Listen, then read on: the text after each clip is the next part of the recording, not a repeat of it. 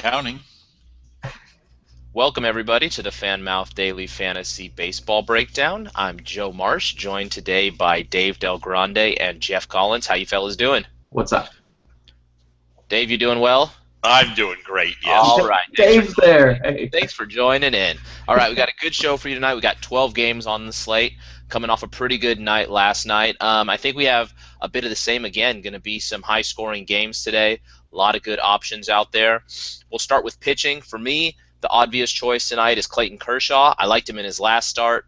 Not a lot of people were on him. Obviously, there's going to be a lot more people on him tonight. I'm a person who likes to eliminate outlying performances. So outside of that one Arizona game, if you take that out, he's had at least 7 strikeouts, made a quality start each time he was out, 11.76 strikeouts per 9 innings on the season. And he's facing Cincinnati, who's bad on the road, hitting .234, and bad against lefties, hitting .225. So I think he makes an excellent start tonight. You can pair him with a lower price pitcher, so save a bit of money for offense, but I think there are still some good values to be found on offense. Another guy, John Lackey, I'm not crazy about him. He's not a guy I really trust a lot, but I really love his matchup against the Braves. The Braves are hitting .225 on the road, hitting .223 against right-handers. Both of those numbers are bottom 3 in the league. He's been decent this year, 8.13 strikeouts per 9, and the one thing is he's had 3 really bad starts where he gave up 5 or more runs. His other 7 starts, he's given up 2 or fewer runs. I think tonight's the night we see the 2 or fewer runs guy at home against Atlanta.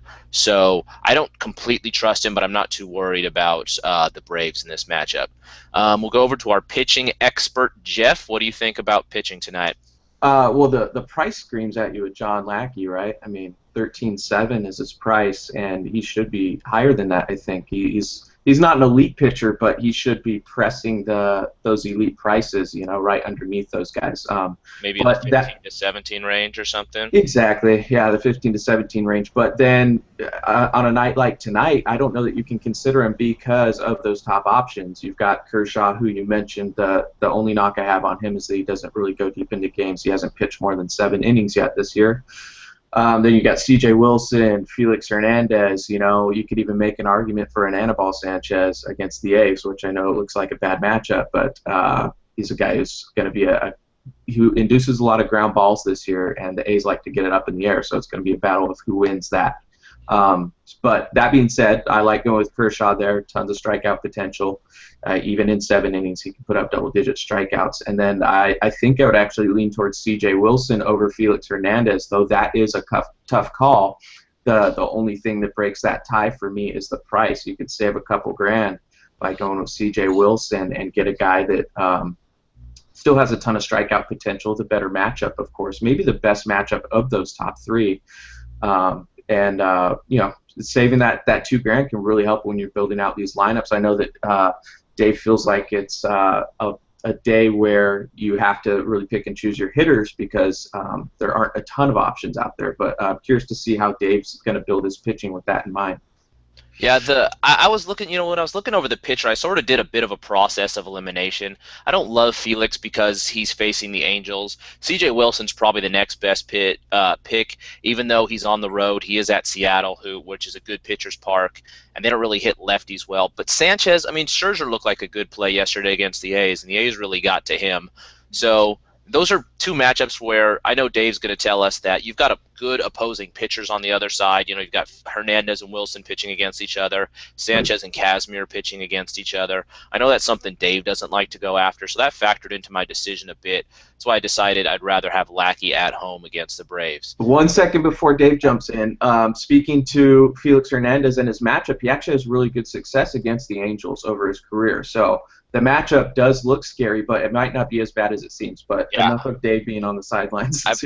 Probably outside of Mike Trout, because I know Mike Trout's got great career numbers against Felix. All right, Dave, I know you're itching to get in. Jump in. Let us know what the real deal is. Well, you guys have spoken enough for me. I want you to, I know Jeff knows who my number 2 pitcher is going tonight. You guys haven't mentioned him yet. But since you haven't talked about him, I guess I'll go ahead. First off, I agree with Kershaw. I think he's a no-brainer if there's ever been a no-brainer. I mean, the Reds are the worst hitting team I think, against left-handed pitching. You could argue Kershaw's the best left-hander. I think it's an easy argument in all of baseball. So you got the best against the worst. I don't see how you avoid that, especially if you can find a second pitcher who's a bit of a bargain. I actually like Lackey a little bit. But I see a cheaper price guy that I like. It's a guy who I was on last time. I'm a big fan. I love the matchup, and coincidentally, he's going up against the worst hitting team against right-handed pitchers tonight, and that's Anderson of Arizona.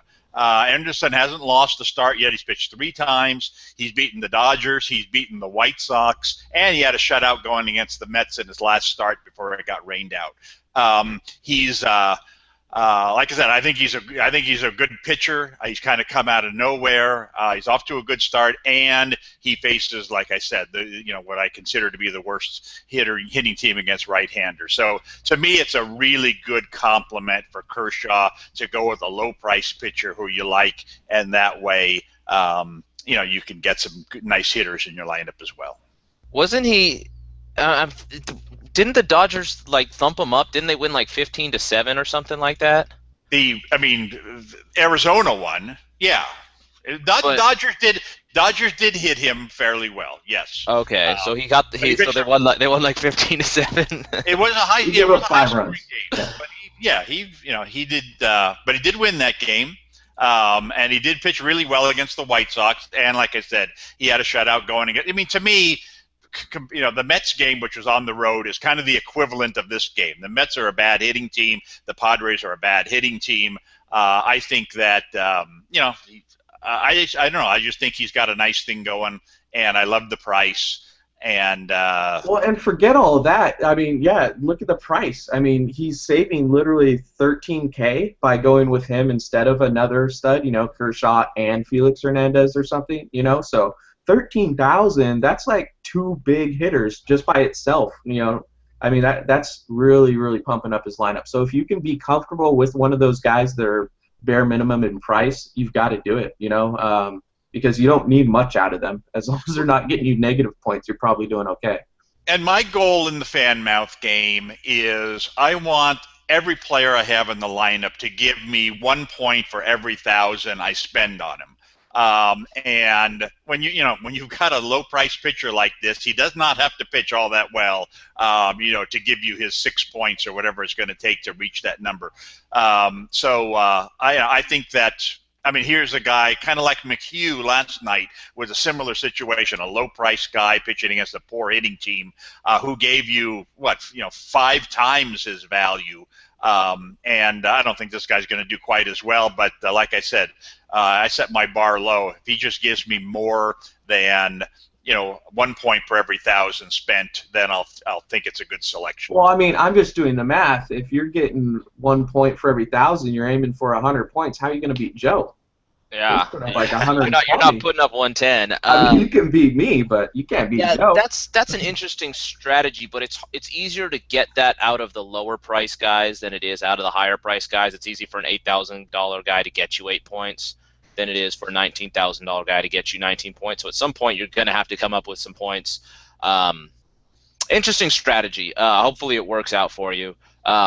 A bit of a riskier strategy than I'm going with tonight. It is definitely risky. I will say that. Good stuff. I don't mind it because of the big bats that you'd be able to get in your lineup. But okay, cool. Moving over to catcher, Dave. Why don't you kick us off there? Well, one of the matchups I do like tonight, we've talked about the pitching matchup in this game, and it is one of the reasons I like Lackey as a pitcher tonight, is Floyd of Atlanta's pitching tonight on the road at Boston, which, of course, is a hitter's park. Floyd has struggled against left-handers. So I'm looking at Boston's left-handed hitters, and Pierzynski's been on a nice little roll. He's got a little hitting streak going. He's well rested. He didn't play last night against the lefty. He's going to be back in there tonight at a very, very reasonable price. So he's going to be my catcher tonight. Jeffrey? I think I'm going with Mr. Nick Hundley, new Baltimore Oriole. They acquired him on Saturday because Matt Wieters is in doubt for the season.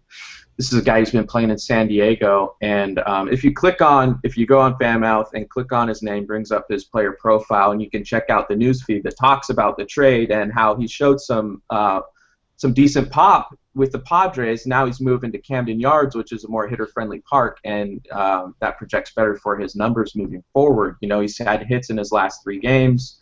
He should get plenty of playing time moving forward, and I like guys that go to new teams right in the beginning there as they're really trying to impress their teammates, their manager, that type of stuff. They're highly motivated. Not that motivated is the only thing, but you see a guy like Ike Davis that gets traded, and he hits a home run like in his first 2 games or whatever it was. So slam, yeah. Yeah, so I mean, you see that stuff happen all the time. That's not like an out there thing to happen. So I think Nick Hundley's going to have a nice run here for the next week or so. And while he's priced in the 6,000s, I think I'm going to be taking him. I like that. I like that. That's concept. Great stuff. Admittedly, I had overlooked that a bit, but that's great stuff there from Jeff. I think that's a great idea to get on Hundley tonight. I like Tyler Flowers as well. I liked him yesterday. Didn't do so well. But he's hitting 338 at home, and today hitting 364 against lefties, facing TJ House of the Indians. This is one team that I'm going to load up on. Both teams in that game, you got an over-under of 9. TJ House was roughed up in his only start this season, so I think Flowers should be in for a big day today as well. Moving over to first base. I'll go ahead and start this off since I've got the super sleeper of the day. No, but we're pretty much all in agreement on Adrian Gonzalez. He hits 314 with 11 homers and 137 at-bats against righties. Even more than that, he's got great numbers against Bailey, 10 for 21 with 5 home runs. Bailey's really struggled this year, 6.08 ERA on the road, giving up a 3.89 average to lefties. Every split you look at absolutely points to Gonzalez. He's one of the top plays. One of the first players you should fill in your lineup. And I believe it's all 3 of our home run pick for the day. You guys can confirm that. Jeff, what do you think? Same thing? Correct. Yeah, that's my home run pick as well. 10 for 21 with 5 home runs against Bailey. You just can't ignore that. You know, we talk about small sample sizes with BVP, but Joe and I keep talking about, well, you got to look at those power numbers. If 5 out of your 21 at bats are home runs, 2 of them are doubles, you've really got to look at Adrian Gonzalez, and he should be the number 1 guy that you're plugging in your lineup, and you build around that. You talked a little bit about his lefty numbers. Another one is 469 weighted on-base average against Homer Bailey. And it's consistent with last year. Last year, his WOBA was 70 points higher versus left-handed bats, so this is something that I don't think is an outlier. And, there's not really much to say. If you're taking someone else besides Adrian Gonzalez today, you either missed these stats or you're really just going contrarian and trying to be different, hoping that Gonzalez, it's baseball. He could go for 4. But, you're really taking a chance if you're not taking Gonzalez today. I would think you could consider Encarnacion, regardless of the matchup. He's been crushing everything in sight. I'm guessing he's the number 2 first baseman today. And you're going to spend more to get Encarnacion? I'm just saying. Yeah, I know. That would be, if you pick someone else, it would probably be him. I can't imagine you're rolling the dice with Brandon Moss or Albert Pujols or something like 3 that. 3 home runs in his last 3 games for Encarnacion, playing at the Rogers Center. It makes total sense, and that would be my first baseman pick if Gonzalez wasn't there. But save $700 and take Gonzalez, or I know what you're saying. It's just if you're trying to be different. But Dave, any meat left on the bone for you? Well, no. I kept, and Jeff's been big on Encarnacion. I'll give him credit for that, along his nice run here. And as he talked about Gonzalez, I was waiting for but Encarnacion has to be considered, and I'm a little surprised he's not a little stronger on him, because like you said, not only has he been red hot, but Archer pitching against them today has been terrible on the road this year. It's been really bad against right-handed hitters. It all, like you guys said, if not for this great matchup for Gonzalez, I think Encarnacion's matchup would really stand out tonight. He's got to be a strong candidate for utility if you can get both those guys in the lineup. Yeah, sounds to me like with your pitching, you'll be able to afford them both. That can give you, a significant advantage offensively. That's true. You got the utility spot, so maybe we shouldn't just write off all the other first basemen like I am. Encarnacion, throwing him in utility, that is very tempting. He's literally got 9 home runs in his last 10 games. It's ridiculous. Yeah, he's got 14 in the month of May. That's just such a stupid number. I told you the butt was coming. Yeah. Well, not until you pointed it out. Well. All right, moving over to second base before this train gets derailed too much. For me, I could close my eyes and point to the Twins lineup and pick a player that I like. I think it's a great day to have them going against Saunders, who's not somebody I trust. I'd go with Dozier. 4 home runs and 54 at bats against lefties. Like I said, Saunders. Last year gave up a 337 batting average to righties. Pick a Twin. I won't fault you for taking him. Another great play is Gordon Beckham, who's a guy that Jeff always likes. He's hitting 481 against lefties, 323 in May. And again, those are teams. I like the Twins. I like the White Sox. I like the Indians. We'll get to them in a bit.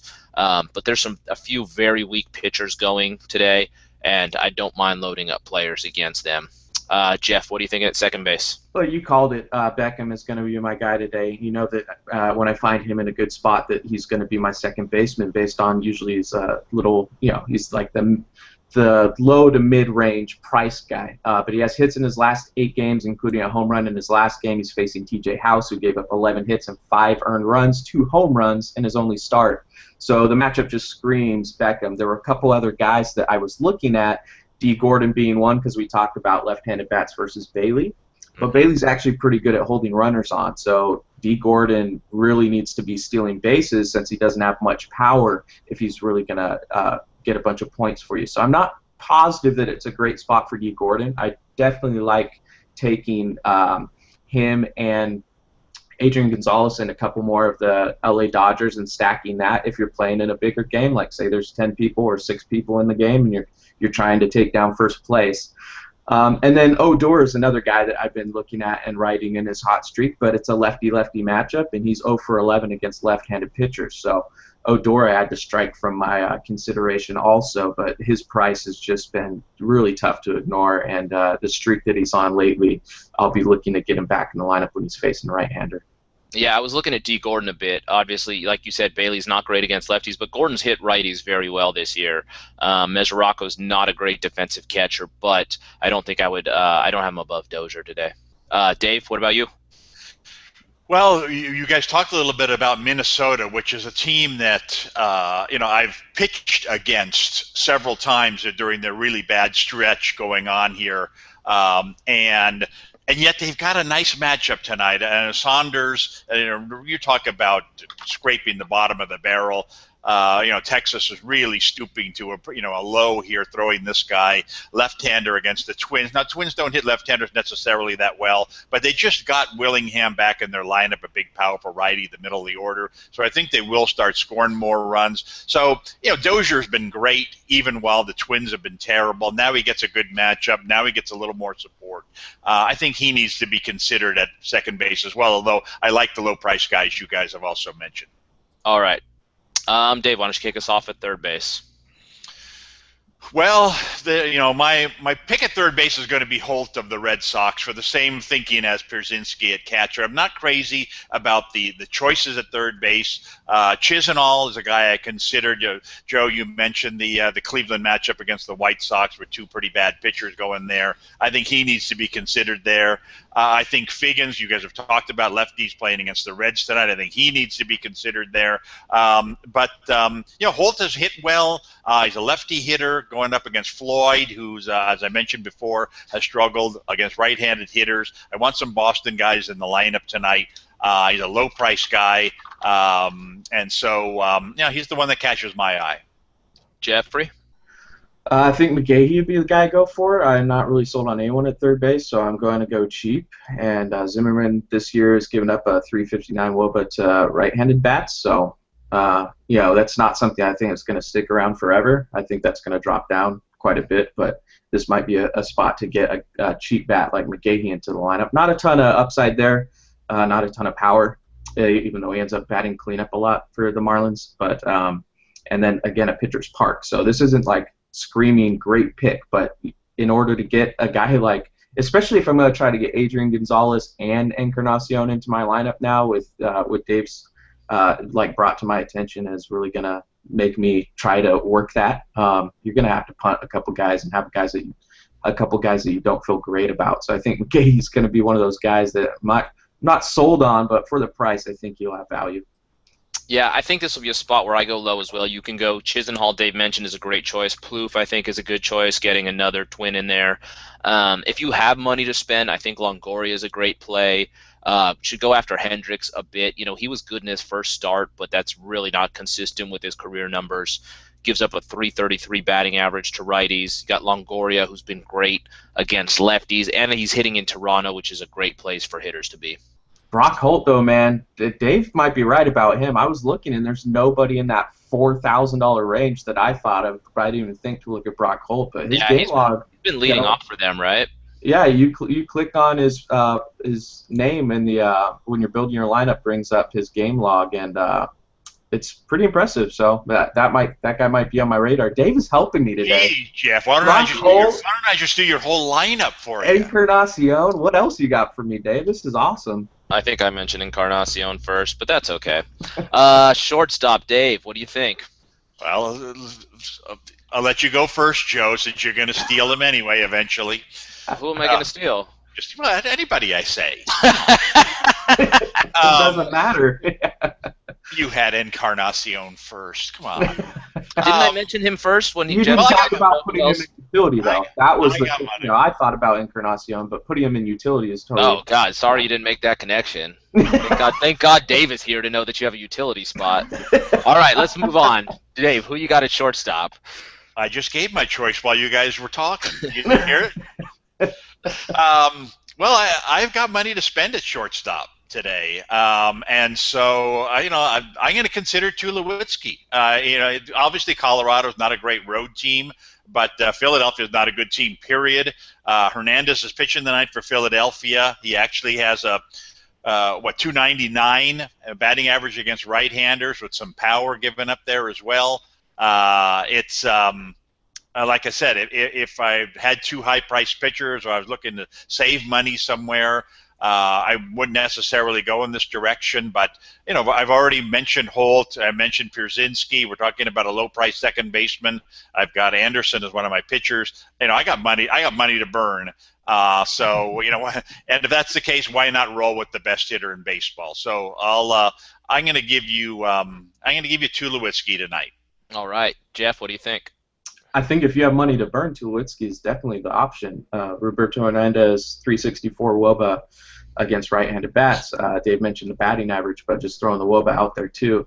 But I think the other guy, if you want to save a little bit of money, because I'm not going to have as much as Dave due to our pitching differences, is Alexi Ramirez, again, against TJ House. If I'm going with Gordon Beckham, that I've got to feel comfortable with Alexi Ramirez as well. TJ House, one start this year, and it was pretty rough, so that would be the direction I go. Yeah, I do like the White Sox a bit today. And I would throw in Reyes into the mix. He's been swinging the bat well lately. Facing Archer. Archer's got a 5.08 ERA on the road. And I like the way, especially the guys behind him are hitting. So if he's on for Encarnacion, Batista, Francisco, Cabrera, he's going to have a chance to score a lot of runs.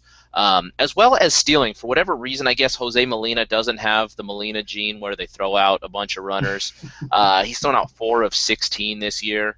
So he may have a chance to steal. And like I said, runs are huge in the Fanmouth game. So if he can score 2, maybe even 3 runs, I think that'd be a huge play today. Moving out to the outfield, a lot of good stuff going on today. I think Puig is somebody you have to consider.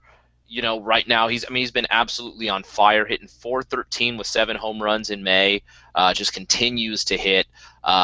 Very good against righties, .348 with 8 home runs. And again, Homer Bailey really struggling. I think Puig is huge. Andre Ethier's been heating up. He had a huge game last night, which kind of put him on everybody's radar. But he's hitting .333 in May. Carl Crawford went down yesterday, so there's a good chance Ethier's in the lineup tonight. Hitting .294 with all 3 of his home runs coming against right-handers. So I think he could be a good, cheaper option. Michael Brantley hitting .357 in May, 6 home runs against righties, again picking on Noesi, and then you could even throw Michael Bourne into that mix as well, hitting .317 against righties. One other guy I'll throw out there, Jason Worth. His price is he hasn't been great lately, but his price is definitely reflected it. He's down I don't think he's in the top 40 as far as price for outfielders. Facing a lefty, and he's very good against lefties. Dave, what do you got in the outfield? I like a lot of what you said there. I think some of the pitchers to attack, and you've mentioned them. You want to go against the Reds tonight, and the Dodgers certainly have plenty of options in the outfield. Puig and Ethier, I think, stand out in that group. You want to go against the White Sox, tonight if you can. And Cleveland's got some nice cheap price outfielders. You mentioned Brantley and Bourne. In that group, I mentioned before I like Willingham going up against a bad Texas left-handed pitcher. I think Bautista is a guy. I kind of put him in the same boat as Tulowitzki. It is not the ideal matchup necessarily, but like I said, Archer struggles on the road. He struggles against righties. So, Bautista usually, when Bautista faces a lefty, I like to get him in there. But this is an occasion where maybe I would spend the money and play him against a righty as well. So I think the outfield as usual, has a lot of good options. Yeah, Dave, you've got the luxury of having extra money. So, if you get to, the end of your lineup and you've got extra money, why not pick the top players there? So, Jeff, what do you think? Man, it seems like I always go last with the outfielders, and it leaves me nobody to ever talk about. So next time I want to go first. But let's see. We've got Yasiel Puig is a guy I'm definitely high on. You guys both mentioned him, I believe. I think that's the number one play out there, even based on price. He's at 9,400, whereas the top guy's 10,800. You can save money there, and he's, in my opinion, he probably is the top outfield option today, points-wise. And then Andre Ethier, I essentially think he's a must-play based on the matchup that we've talked about already at 7,200. He should be in the lineup tonight with that injury to Crawford. So if you do that, that's 3 Dodgers if you're going with Gonzalez as well. So you got Puig, Ethier, and Gonzalez, and it's telling you you're definitely not taking Homer Bailey as your pitcher today. That's for sure. But as far as the other guys, I mean, Michael Brantley, I know, Joe, I think you talked about him again, so there's not really much for me to say besides he's been on fire lately. Decent power speed combination too, so he can get points in different ways. So that would be another guy I'm looking at, but I think you guys pretty much covered it. All right. Yeah, so I think it seems like we're in agreement a lot in the outfield. There's some good choices. Ethier, I think we all agree on that. And that he's not a very expensive play, I think he makes a very good option tonight. And, a few Dodgers and Indians. We'll go ahead and wrap it up. I'll start with final word. I think we all agree on Kershaw. Funny it wasn't the same case last time he made the start. But that's the top pitching play today. I think every lineup, unless you really want to go contrarian, should have him in it.